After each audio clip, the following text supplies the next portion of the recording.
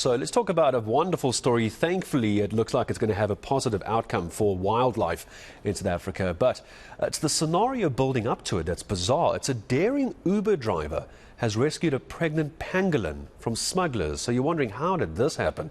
The very alert driver actually stopped at a police roadblock after noticing movement from the bag that was loaded into his car earlier. The police opened the suitcase and then found a pangolin inside. The suspects were arrested and taken to the Bramley police station in Johannesburg. So let's find out what a little pangolin is looking like this morning, receiving treatment from the Johannesburg Wildlife Veterinary Hospital. I'm joined by Dr.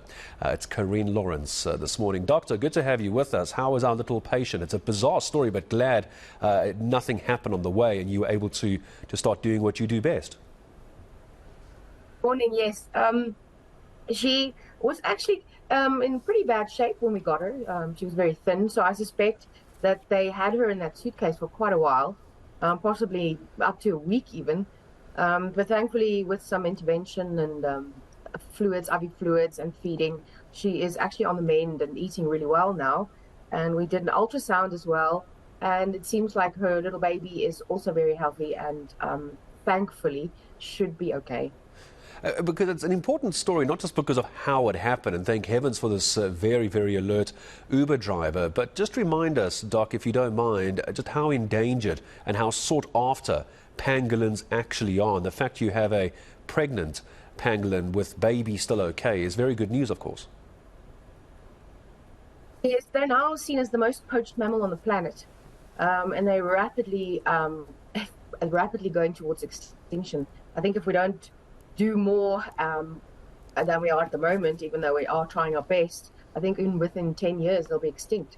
And it's extremely important to have a pregnant female because obviously when she is released, when she's well enough to be released again, she will have her baby, and that obviously become part of the next generation and the next generation. So it's not just saving 2 lives, it's almost saving a whole generation of pangolins coming from her.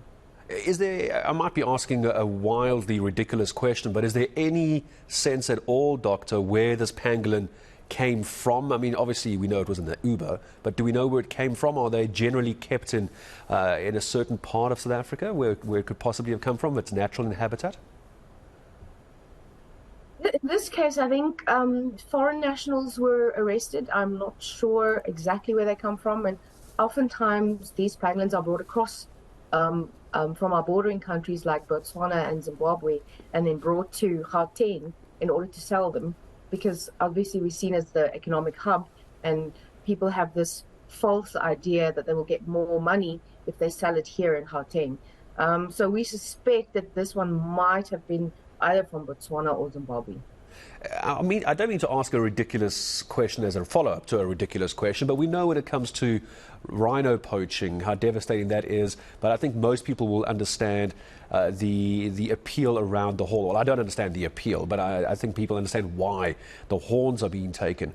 Why is a pangolin so very much hunted and so very much sought after? What is the appeal from those who are trying to smuggle them out and traffic these animals out? Unfortunately, it's very similar to the rhino horn trade.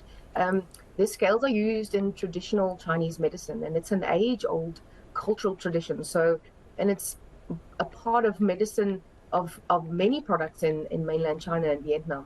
And I think because of that demand, well, the demand is so high that unfortunately the 4 Asian species are now almost extinct, and then the African species are next in line, unfortunately. And that is where most of the scales are going.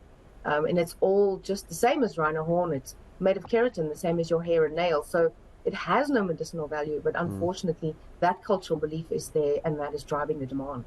I'm not sure if you'd know the numbers offhand, Doctor, and it's absolutely fine if you don't, but when you say nearly extinct, I think many people are following the rhino story exactly to your point, the number of rhino. But when you say almost extinct and very, very endangered, just what are those numbers? Are we talking hundreds, a few thousand, less than that?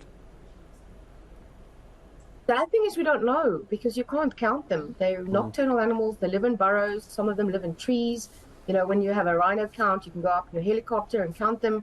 But unfortunately, with pangolins, you can't. So there's just so most of the numbers are worked on people who see them or not see them, whether they see them on camera traps. And that's what we're finding with ours as well now, especially with the giant pangolin in West Africa. Very few people have seen them. So we know that their numbers are declining, but I can't tell you when we get a pangolin in, whether it's going to be the last one or so. It's so difficult to determine how many of them are left, and this is why it is even so more difficult to protect them. And just perhaps as I start saying goodbye to you, obviously you can't tell me exactly where mommy pangolin and baby pangolin are going to go, unless you have a name for the pangolin. I don't know, maybe you do, maybe you don't. Where would little pangolin, mommy and baby, go once you've discharged them? What would be the best? Is it go back into the wild, into a rehab centre? I'm not asking for a location, obviously we can't do that. But what would be the recommendation from your side? Wild, or maybe to a rehab home where they can just live in peace forever?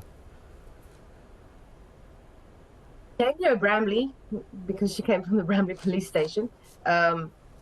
She will go back into the wild. We always try and get them back into the wild, and we always try and get them out before she has the baby, because it's better for her to be in her wild environment and then have her baby there without the stress of having to be in a rehab situation or a hospital. And because of how valuable they are and how important they are, there are lots of people that work on the ground in the reserves that they are released in, especially where she's going to go also, that monitor her and make sure that she's fine for up to a year after we release her. Oh, I think congratulations to you and your team, Doctor, but I'm sure you share the same sentiment when we say congrats to that Uber driver as well, for being so alert at the roadblock, telling the cops, no, something's not right here, with a bag loaded in the car. Well done to him. I don't know who it is, I'm afraid, but if you know him, or if someone's watching and you know who that Uber driver is, please congratulate him from all of us who love wildlife. Veterinarian Dr Karin Lourens from the Johannesburg Wildlife Veterinary Hospital. All the best to baby pangolin and mommy pangolin, hopefully out of hospital soon as well.